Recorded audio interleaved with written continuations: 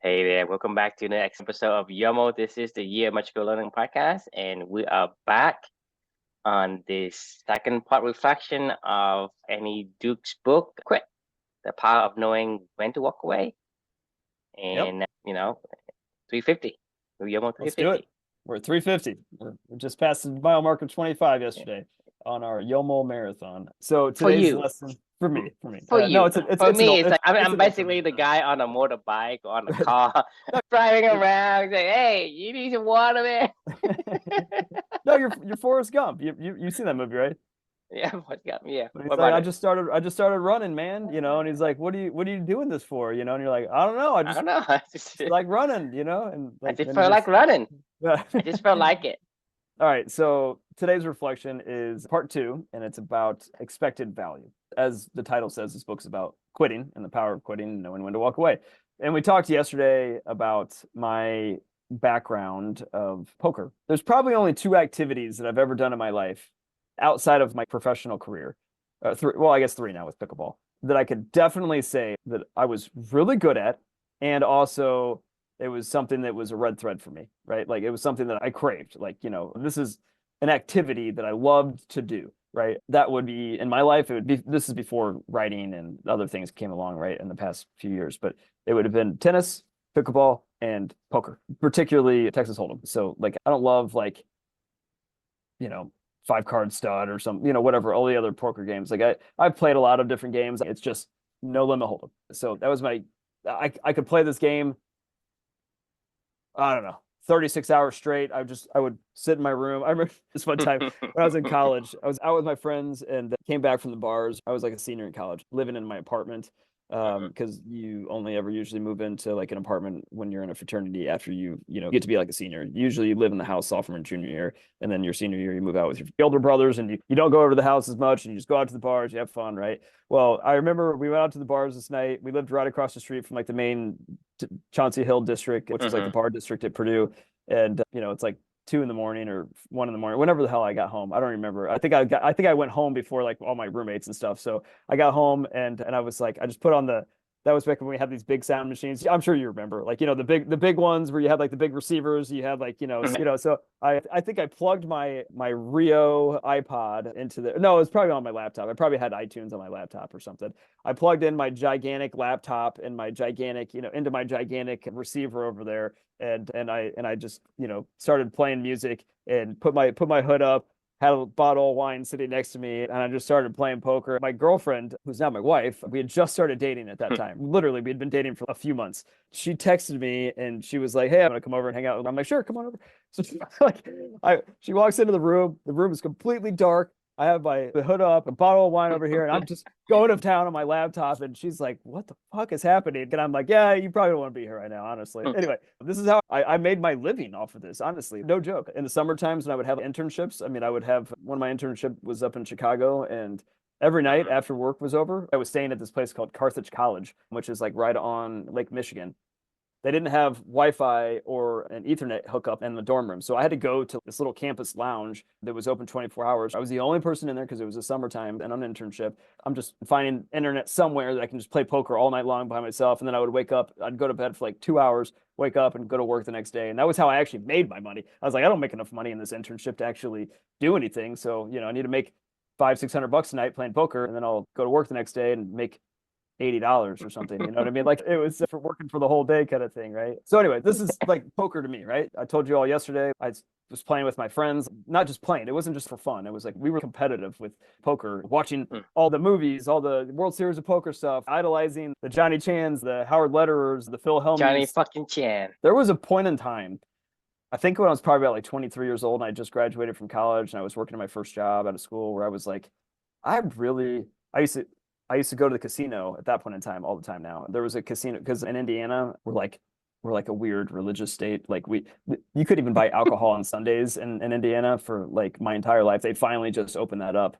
Mhm. There was a law that said like you can't, like, all liquor stores are closed. They would rope off all the aisles in the grocery stores, or whatever. Also, casinos were illegal. The only casinos that were in Indiana were either right on the Michigan border on northern Indiana where they would allow it, or They were up near Chicago or down near Cincinnati on the rivers. They allowed riverboats. So you could either go down to the Ohio River in like the Cincinnati area, and you'd have to make a whole day trip down there and drive 2.5 hours, or you'd have to drive 2.5 hours north if you were living in Indianapolis up to Chicago.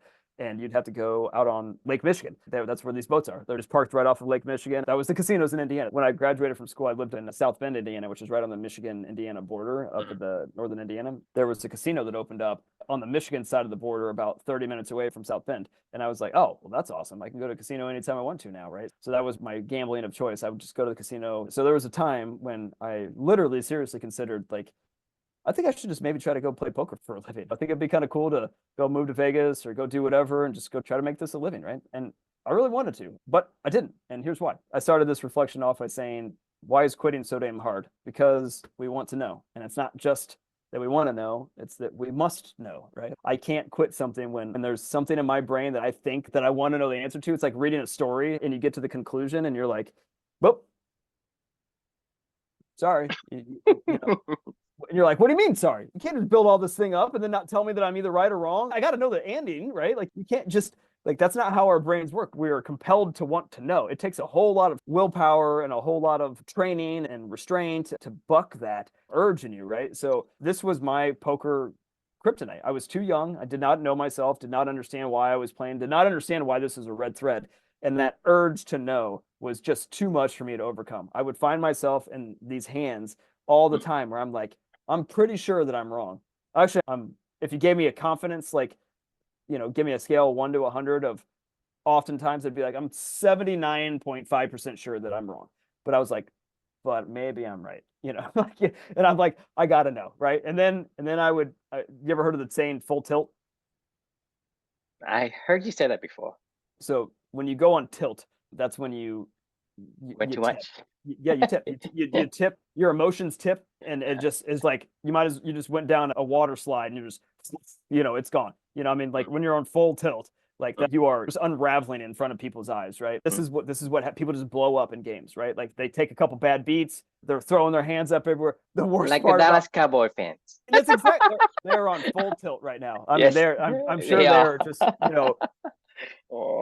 Every excuse in the world, like everybody they come around, they got to tell them about their, you know, all the bad shit that happened to them. Oh my God, I took the worst bad beat you've ever heard. Like you'll never be more bored in your life as a non-poker player than trying to talk to a poker player and saying, tell me about your worst bad beat you've ever had. Oh my God. Like, you know, like nobody remembers their biggest wins.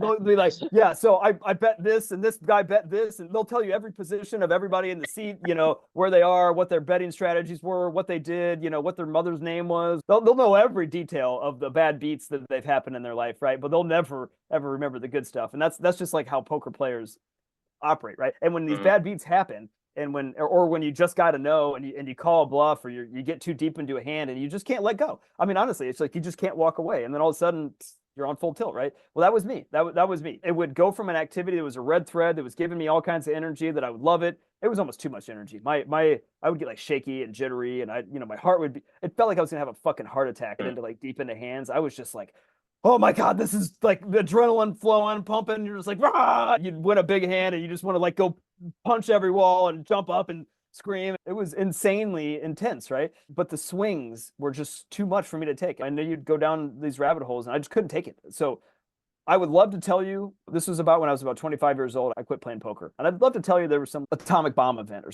something that happened. I hit rock bottom, you know. I was on the street corner peddling for cash, stealing money from my mom and dad, and I was scrounging in a Vegas back room, working at a strip club for, you know. I'd love to tell you there was some magical story that was like why I quit playing poker and how this all came to be. There's not. I don't actually know exactly what it was. I know that I felt horrible. Like every day after I would play these games and I would go on tilt and I would have, even the days that I won big, like I just didn't feel good afterwards. It was like I felt gross. I felt icky. Like I don't know how to describe it. I just, other than those words, but I just felt fucking gross. I felt like I was doing something wrong and I knew it. You know, I was like, this isn't who I want to be. This isn't how I want to live my life. And I can't control it. My friends would see me gambling and they're like, I'm scared of you. I was like a horse with blinders on. I was like, get the fuck away from me and don't talk to me. I'm in my zone and I do not want to see you. It's probably like you with coding or something like that, you know? Who's this mad genius over here doing whatever he's doing, right? So There was no major event. I just did not like how I felt. And I was like, I'm done with this. So I stopped gambling altogether, 100%. I don't gamble on sports. I don't gamble on roulette tables, blackjack. I don't go to casinos anymore. I just stopped. And there's been a couple times it's pulled me back in through the past 13 years. The last time I ever gambled, I'm 39 years old right now. The last time I ever remember gambling at all was at one of my closest friend's 30th birthdays, who's a year older than me. So I would have been 29. So it's a full decade ago now. And I remember that night, it'd been like 3 years or 4 years since I'd stopped gambling. And I was like, I think I'm good now. I can handle this. Like, I can do this. We're just all having fun. We're at a casino. We're down at the boats in Cincinnati. And, I'm like, I could do this. I just take $250 out or something like that and just call it entertainment for the night. Like, I was like, that's my mindset. We're just having fun. This is just fun money. Like, who cares? Like, not a big deal. Right. Like, do you know what happened? No. Take a guess. You're with a group of friends. You're just having fun. Everybody's joking, having drinks. Like maybe a couple of them won a couple $100, whatever. Right. So I would think I was up like $300 or something like that, and it was around like 1 a.m. and everybody was like, I'm going to bed, and I'm ready for bed. I'm like, oh, okay, all right, let's go. As we're walking down the hall from the casino to the hotel, I remember I looked at my wife Felicia and I was like, I want to go back. And she was like, are you sure? And I was like, yeah, I can handle this. I'm not ready to go to bed. She's like, okay. So everybody else keeps walking. And I go back to the casino. I roll into the room at almost 8 o'clock in a.m. in the morning. She's dead asleep. And I had just lost $2,500. And I was like, what the fuck? What just happened? Because it wasn't like but I was like, that's it. That was it. I was like, I'm done. I literally cannot gamble. Like, I just cannot ever do it ever again. Right. Like, so that was the absolute last time that I've ever bet anything, gambled anything, done anything that was at a casino, online, whatever, doesn't matter. That was the absolute last time, right? So that was it. That's my gambling story. So what this all has to do with Annie Duke's, quitting, right? The power of quitting and knowing when to walk away. She talked about this thing called expected value, right? What the action that you do, the value you expect to get out of it. For me, poker, the expected value was negative. Every single time, in retrospect, every single time that I played poker, I expected to feel like I felt that last time I was just describing to you, where I'm walking into a hotel room at 8 a.m. in the morning with my tail between my legs. I don't know why I can't stop doing this. And like, I knew that was going to happen. I couldn't stop myself. These days with YMOL, this is full circle here with the whole expected value conversation. I have 2 criteria today. My life is so much easier to decide when to quit or when to stick with something in the expected value conversation. It's very simple. I have these 2 simple questions I ask myself. 1, does my immediate next action help further my connection between my daughter and living a life of values together and our shared purpose of living for 2? Answer to that question is check. Okay, we can go to next question 2. Question 2 is, does my immediate next action help me take another step toward fulfilling my life's mission of helping others to live a meaningful life, a balanced life of meaningful work and meaningful relationships? And if neither one of those answers are yes, then I don't do it. It's not even an option. Gambling does not fit into either one of those equations, right? I know exactly why I quit gambling now, but when I was 25, had no idea. I know if I can answer yes to these 2 questions, I am almost guaranteed to know the expected value of that next action that I take is worth it, to me and what I care about most in this world. I did not understand that when I was younger. And now that I do, this is when to quit and when to not quit, right? Like, this is criteria to use. If you're doing something that doesn't align to things that matter to you, it's time to quit. Like, there's not even a debate, right? Like, I used to debate all the time. Should I gamble again? Should I not? Should I do this? Should I not? And I'm like, now it's just, no, it's not even an option, Yeah. Love to hear your thoughts. So I think we need to introduce another concept here. Another concept would be the fake red thread.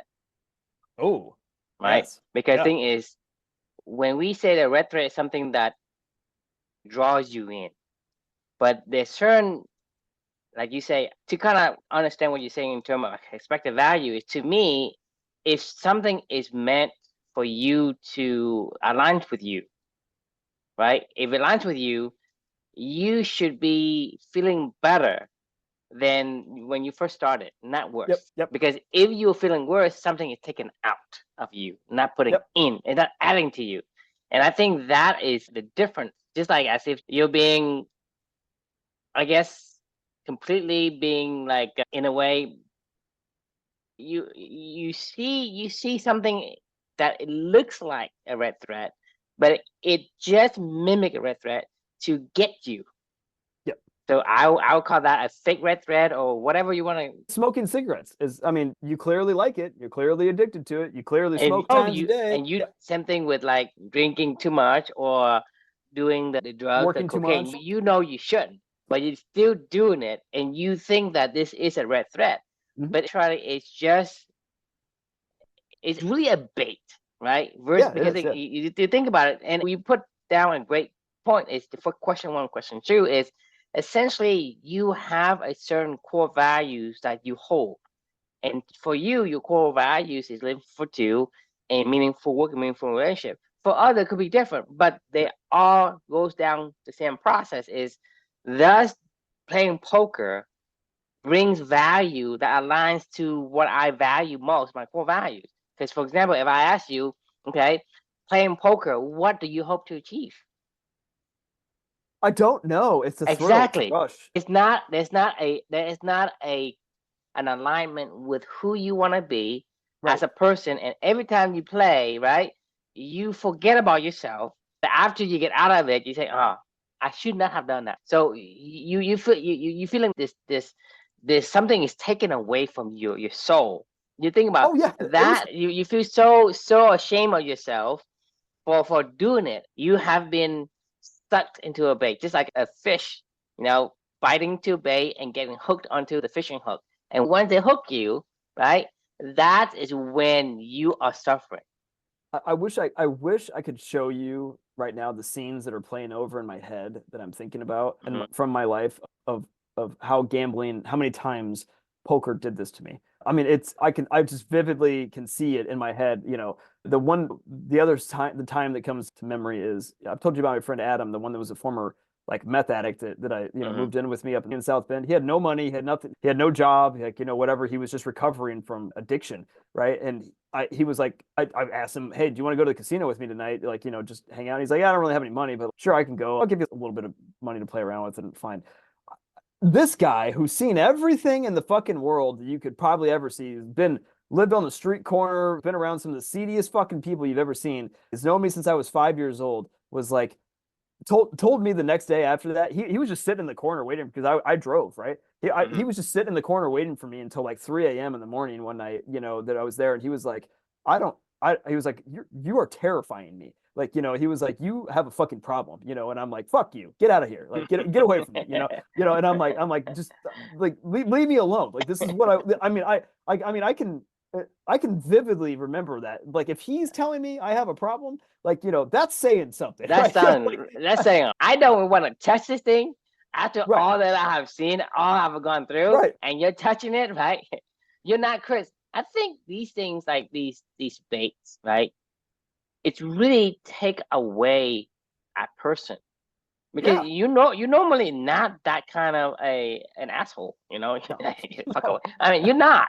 But the thing is, when you bite into this fake red threads, right? Red threads are great, but they could be a fake one because it's just Right. shrouding your senses and it draws you in for the kill.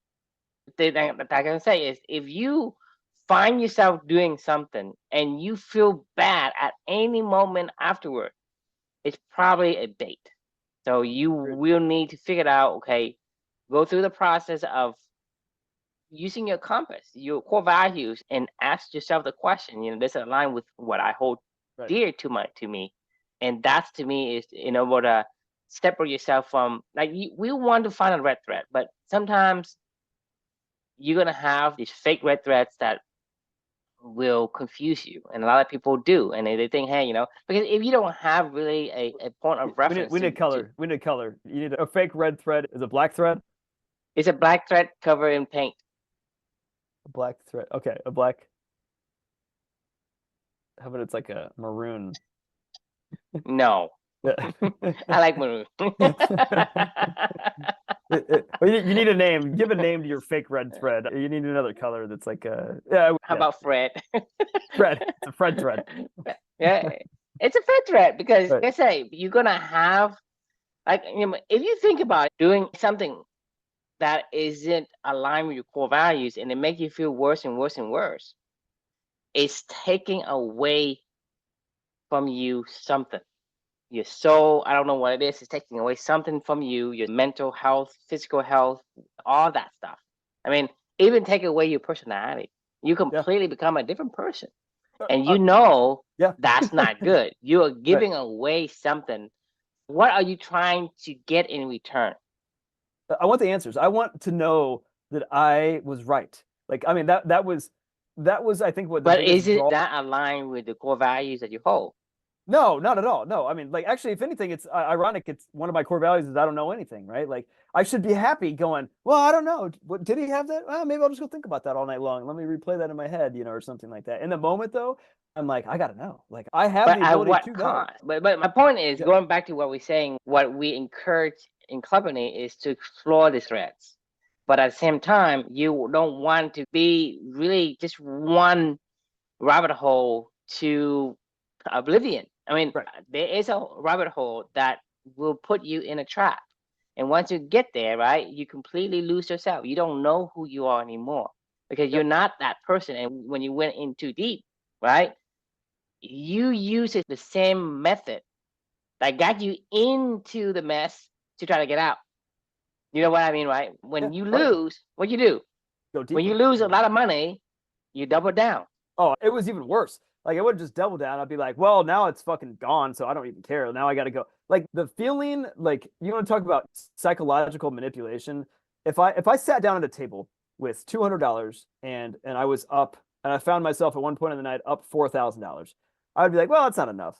If I lost $400 of that $4,000, I would have gone, oh my God, I was just at $4,000. Now I'm at 400. And I was You like, need to shit, get I it back. just lost $400. I got to get that back. And then all of a sudden, the next hand, I lose another 250. Now I'm down to like, 3250 or whatever. And I'm like, oh my God, I just lost $850 in two fucking hands. And I'm like, I'm going to get in a few more hands, see if I can get lucky here or something like that. Maybe bluff it a few hands. Maybe it works a couple times. Then all of a sudden, now you're down to 2,000. You're like, oh my God, I just lost $2,000. And then before you know it, you're down $2,000. And you're like, what the fuck? And then when you get down $2,000, you just go, well, I don't fucking care anymore. I'm just gonna keep going deep. I already went this deep, and I just keep going deeper, right? And then you just keep going, and And it never ends. This is called going on tilt, right? Like, this is you're like a real poker player that would. You remember that book a long, long time ago that we talked about, The Biggest Bluff, Maria mm-hmm, Konnikova, and mm-hmm, Less Certainty, More Inquiry mm-hmm. by Eric Seidel is one of those really famous poker players that she was her mentor in this whole process, and he's like a poker legend, right? He would tell her, less certainty, more inquiry, right? And that's one of his values. And that's what he cares about, right? If I knew my values back then, like, I would have been able to lean on that and go, well, Chris, you don't know anything, and that's okay. Maybe they were bluffing, maybe they weren't. It's okay.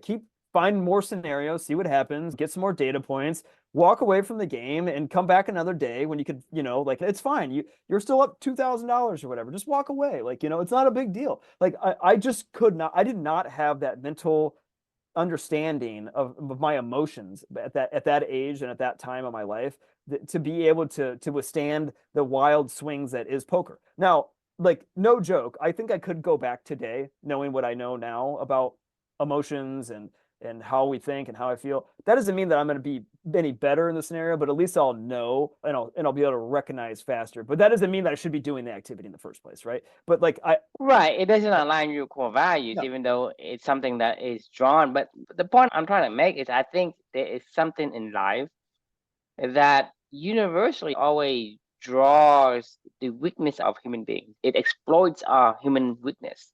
And adrenaline or the need to know, for example, it's a weakness. It's a strength, but it's also a weakness because somebody can exploit that and say, well, you want to be engaged, you want to be like social media, for example. It's also a drug because you need some validation. People don't even care who validates you. Yeah, Somebody validates you, that's right? true. To me, that is a human instinct, a human strength, but it's also a weakness that somebody has found a way to exploit.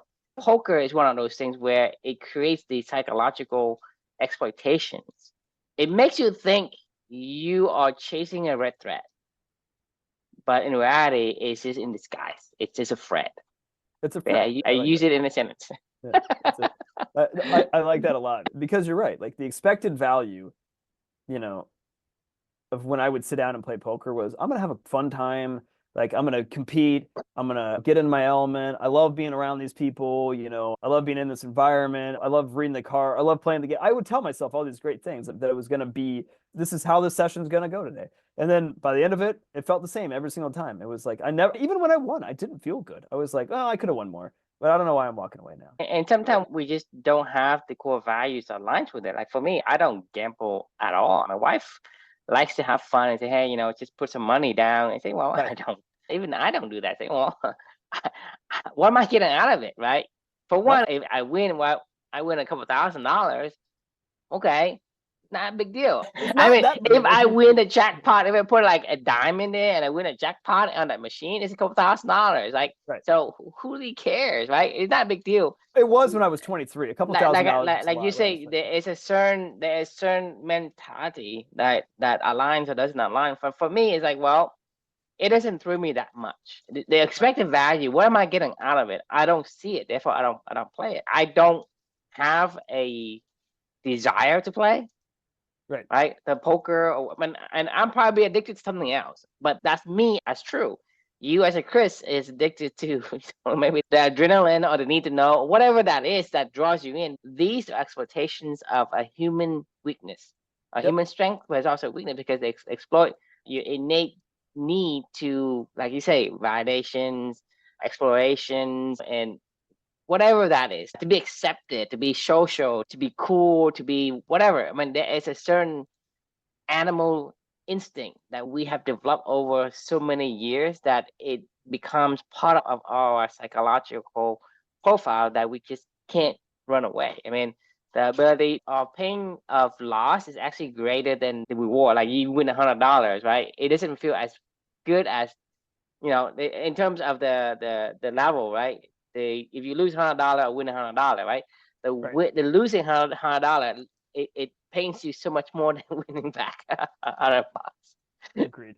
And so It's that is part of our human psychological that we inherit from our ancestors, and we are being exploited by this thread. And so we have to be really careful with the thread of life. Yeah, you're so right. Even just having this conversation makes me want to. I so badly. I love you hear me talking about Eric Seidel and Daniel and Doyle Brunson, Johnny Chan, watching these guys play. I so badly wanted to make this something that aligned to who I was. I really wanted to, and it just didn't. That's the truth. I should have known it. Well, I don't think it's easy to know that because when you growing up, it's not like people have been training you to think for yourself, to help you find your core values and find who you Right. are. They tell you certain things that is not relevant to you. And when you grow up, you have no idea. You're completely a newbie at these things. And like I say, it's your circumstances that create this opportunity for you to slide into the thread, cast its reels and start to wiggle Yep. the thread in front of you and you make you want to bite. And when you Man, bite, right, you feel the pain of the hook. it's just fucking wild, like to think, because you're right. Like it's only a couple $1,000s. Who cares, you know?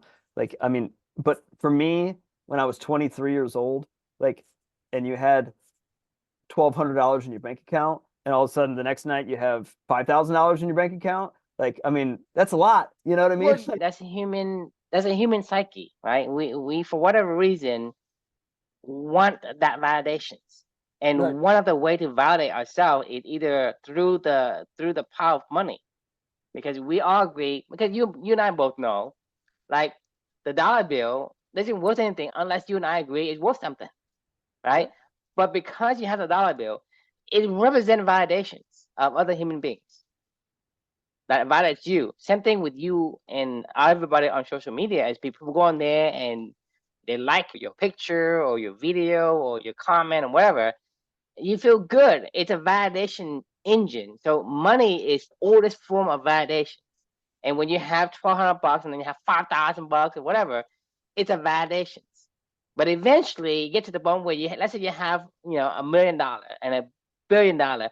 It's more validation, more validation. You get to the point where that's continue to get more and more and more, and you want more and Right. more of it, right? It's designed of human psychology, but it's a strength, but also a weakness because we want to become better and better because that allows us to want to better ourselves, right? To get Right. on the top of the social hierarchy, but at the same time, somebody or someone can figure it out.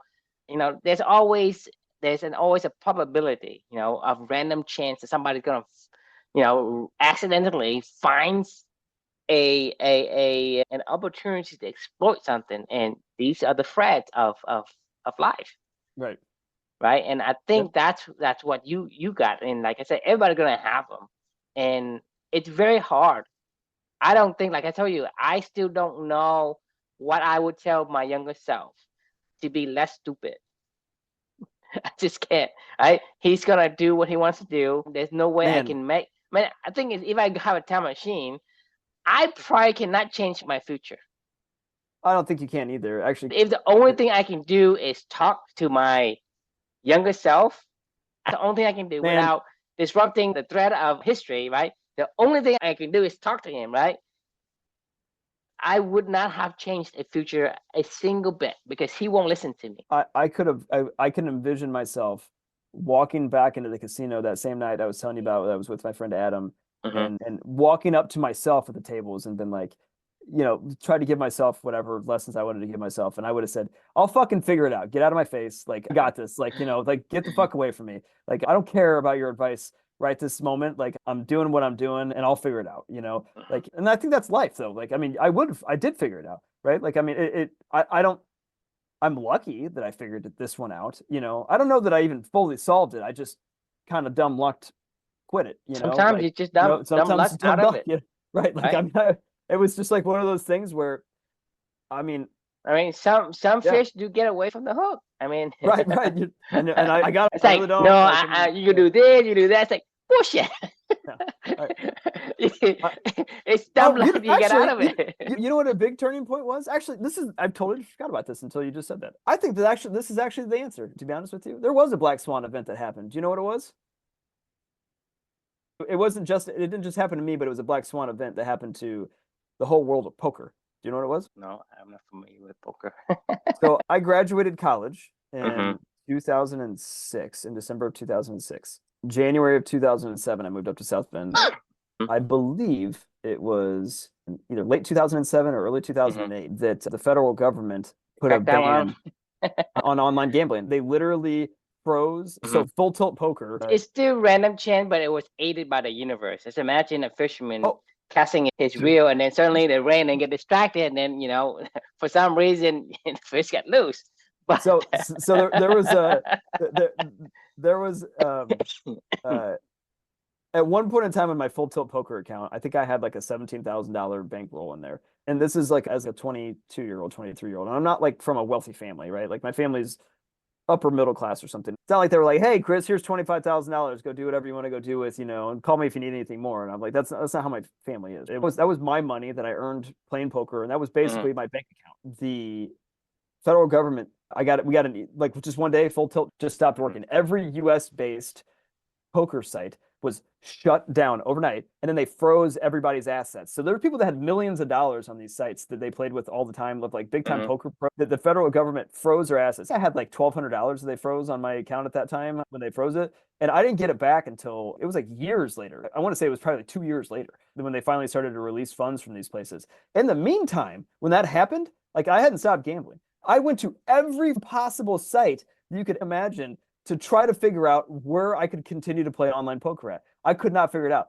There was this place called You get Bodog. winged. Dude, it was horrible because it was all these offshore poker sites started popping up Mhm. that they were so sketchy, and like it was hard to get money. This is before the days of like, PayPal or Venmo or whatever. Like it was Mhm. hard to get money out of your bank account onto these fucking sites, these foreign sites, and Mhm. to figure out how to make it work. And then like your credit card would shut it down all the time. Yeah. Like your Chase card would be like, nope, sorry, like these accounts have been flagged for blah blah blah. Like it was almost impossible for me to get money onto these sites to even play. So that was why I started going to the casino more often. I Mhm. was like, I can't play online anymore. Like I got to go Mhm. to the casino now. That was exactly why I started going to the casino more often. You lucked out. I did luck out. And like, I mean, I couldn't go every day. I couldn't just come home and start playing poker, Like that was Mhm. that's what I loved to do. It was like, hey, Government is watching, is looking out for you. that's true. I mean, you're right. Don't go and bashing all the government and corruption, blah blah blah. But there's still be good people. That's funny. There was like a particular day. No, it wasn't 2011. Was it 2011? No, I was still in South Bend when that happened. Remembering Black Friday, the day the government. Oh, this is from 2020. Wait, by 2011.